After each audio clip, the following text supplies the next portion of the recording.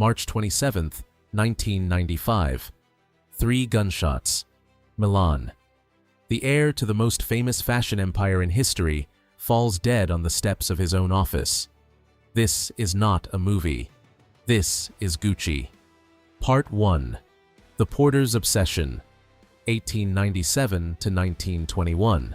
To understand how a brand survives murder, bankruptcy, and complete identity collapse, and comes back stronger every single time, you need to go back. Way back. To a hotel elevator in London, 1897.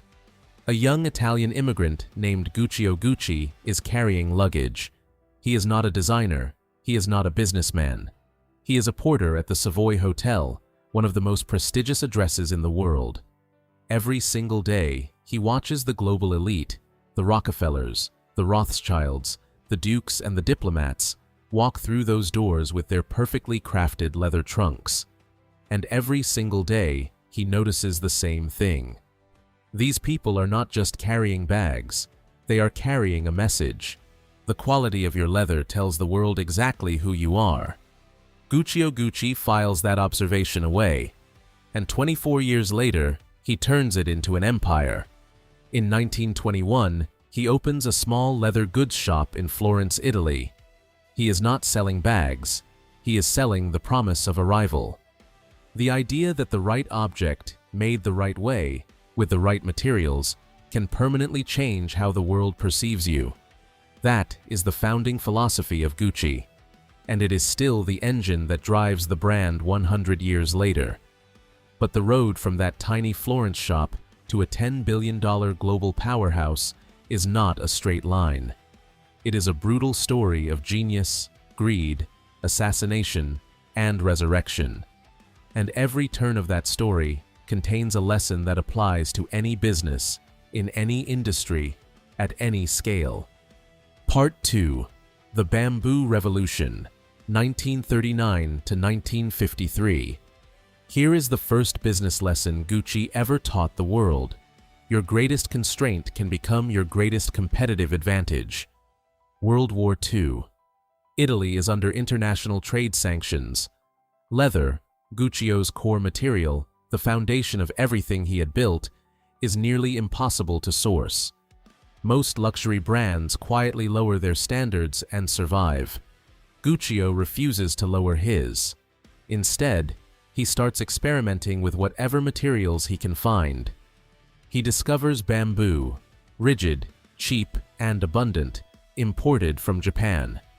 He heats it over an open flame, bends it carefully by hand, and curves it into a bag handle. What begins as pure industrial necessity, a workaround, a compromise, becomes the most recognized silhouette in luxury history. The bamboo bag, launched in 1947. It costs more to produce than a standard leather handle. It takes significantly longer to craft, and customers love it precisely because of that combination. The difficulty of production signals value.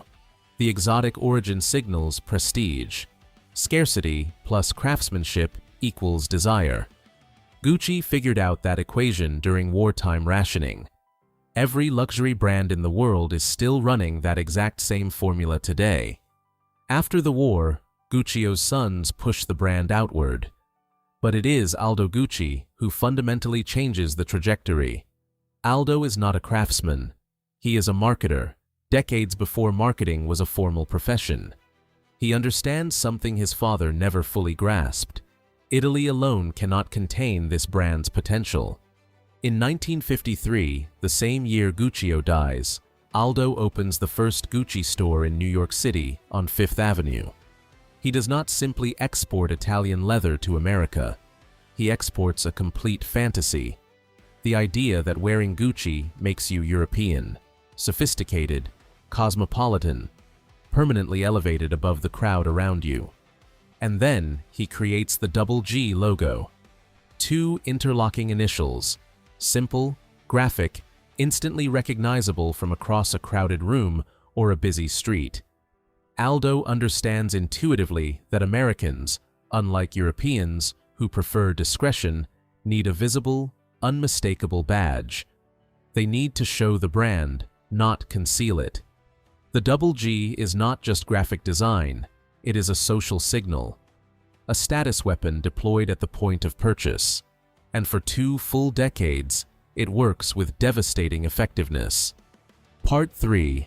The Jet Set Era, 1960 to 1980. By the 1960s and 70s, Gucci has become the unofficial uniform of the global jet set. Jackie Kennedy carries the hobo bag, now permanently renamed the Jackie in her honor. Grace Kelly receives a hand-painted floral scarf created specifically for her, the Flora. The horsebit loafer becomes so culturally significant that it is exhibited at the Museum of Modern Art in New York City, not as a fashion accessory, as a document of cultural history. At this precise moment, Gucci has achieved something almost no brand ever manages. It has become a global currency. When you see the double G anywhere in the world, you do not need context, you do not need a price tag. You already know exactly what it means. That instant, cross-cultural legibility is the dream of every brand on earth. And Gucci achieved it in under 50 years. But here is where the story turns. And this is the single most important business lesson in this entire video. Part 4. The Self-Destruction, 1980 to 1993. Aldo Gucci got greedy. Not a little greedy, not strategically aggressive, catastrophically, self-destructively greedy. Flush with global success, riding the brand's prestige at its absolute peak, he makes the decision that will come close to destroying everything. He starts licensing the Gucci name to anyone willing to pay the fee. Keychains, cigarette lighters, cheap canvas tote bags sold at airport gift shops. By the early 1980s, there are 22,000 different products carrying the Gucci name on the market simultaneously. 22,000. The brand that had been synonymous with exclusivity, with the impossibility of access, is now available everywhere, at every price point, to anyone with a credit card. And the moment a luxury brand becomes available to everyone, it immediately becomes worth nothing to anyone who matters. Sales collapse. The wholesale price of Gucci goods craters. The prestige that Aldo and Guccio spent 3 decades building evaporates in less than 5 years. And then, because things can always get worse, the family turns on itself. The 1980s at Gucci read like a Shakespearean tragedy that no one would dare invent as fiction. The brothers fight over inheritance rights. The cousins battle each other in court for years. Paolo Gucci, Aldo's own son, contacts the FBI and testifies against his own father for tax evasion. Aldo Gucci goes to federal prison at 81 years old. While the lawyers accumulate their billable hours and the family bleeds itself dry in courtrooms, a Bahrain-based investment firm named InvestCorp is quietly, methodically buying every share they can locate. One by one, under financial pressure and legal siege, the Guccis are forced to sell their ownership stakes in their own family name. By 1993, the last Gucci inside the company is Maurizio, Rodolfo's son. He is idealistic and well-intentioned. He genuinely wants to restore the brand to its original prestige and quality. He cuts the cheap licensing deals. He pushes back toward high-end leather goods. He has the vision, but he has absolutely no financial discipline whatsoever. He authorizes spending on projects the company cannot afford. Losses mount. InvestCorp loses patience. They force him out. He sells his remaining 50% stake for $170 million and walks away.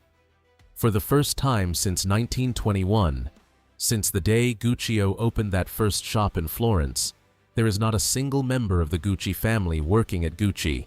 The name belongs to someone else now. Part 5. Murder, Ashes, and Tom Ford, 1994 to 1999. 2 years later, Maurizio is shot dead outside his Milan office on a Tuesday morning in March. His ex-wife, Patrizia Reggiani, whom the Italian press will call the Black Widow, had contracted a hitman for $25,000. The story is so operatic, so grotesque, so perfectly cinematic, that Hollywood eventually produces a major film about it starring Lady Gaga. But in 1995, it is simply a brand at its absolute nadir. Gucci is associated with murder, with family betrayal, with cheap keychains and federal prison sentences.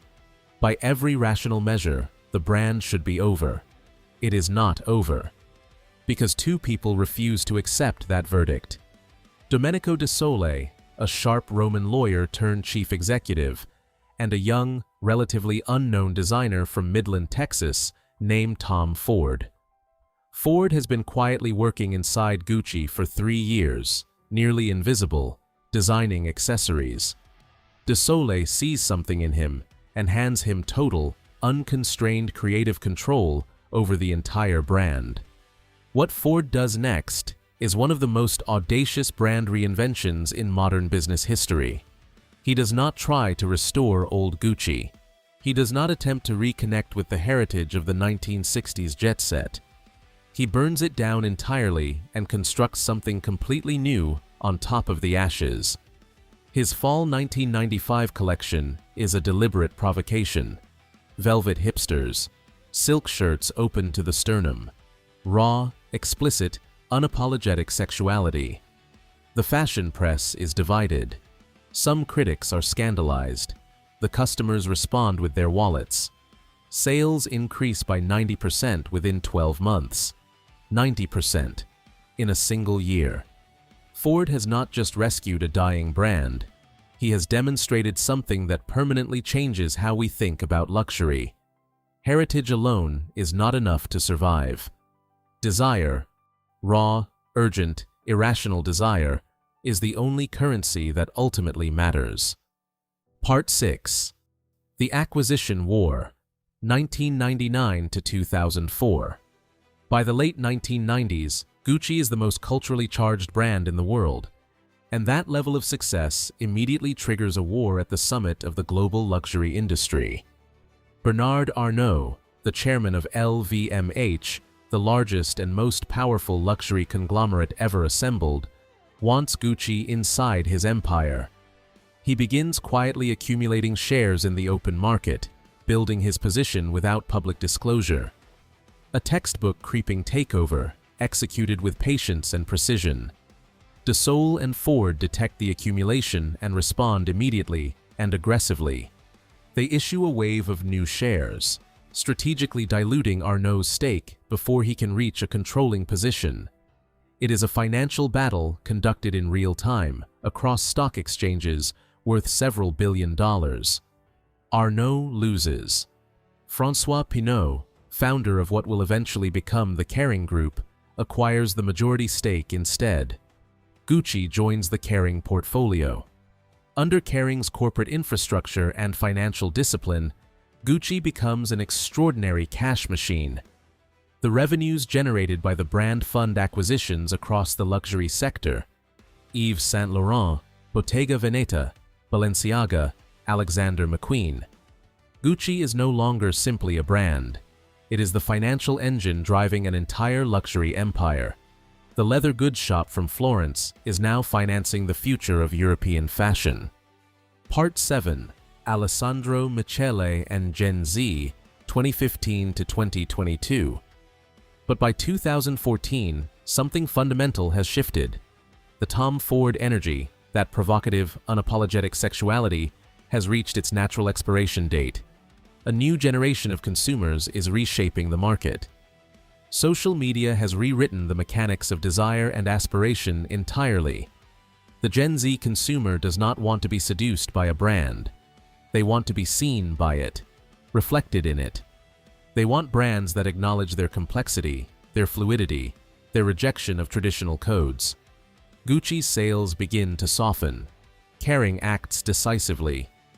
They remove the creative director and take a risk that by every conventional measure looks completely irrational.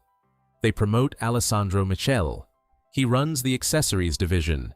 He has never designed a ready-to-wear collection. They give him 5 days to create a full show.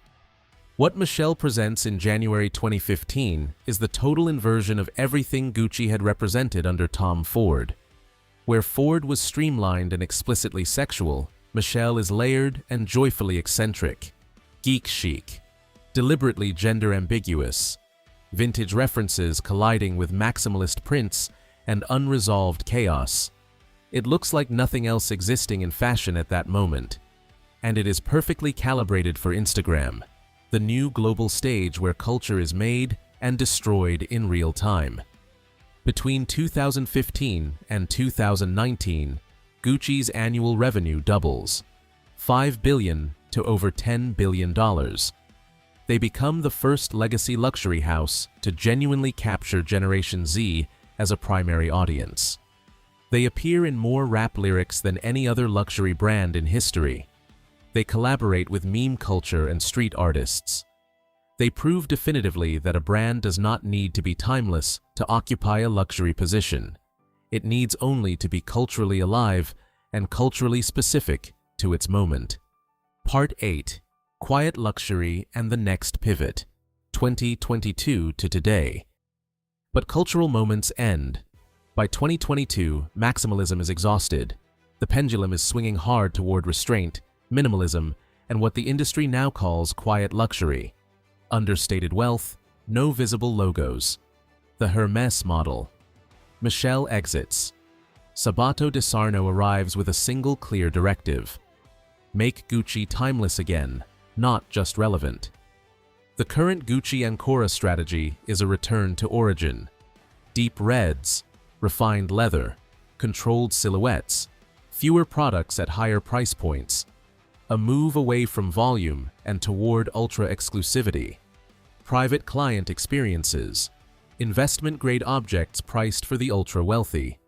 Because the middle market is under pressure, but the top of the wealth pyramid is spending more than it ever has.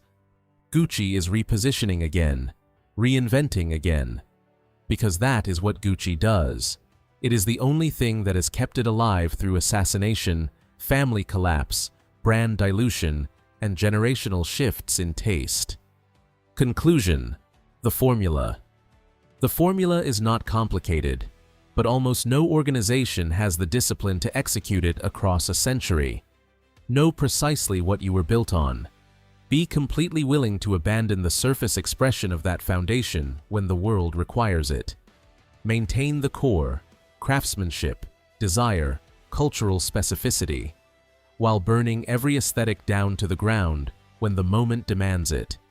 Heritage plus rebellion plus seduction plus discipline.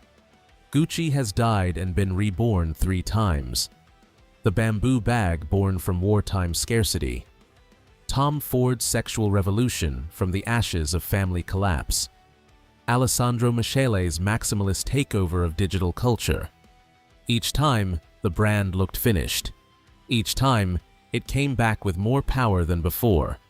As long as humans want to feel powerful, recognized, and slightly dangerous, the Double G remains one of the most loaded symbols on Earth.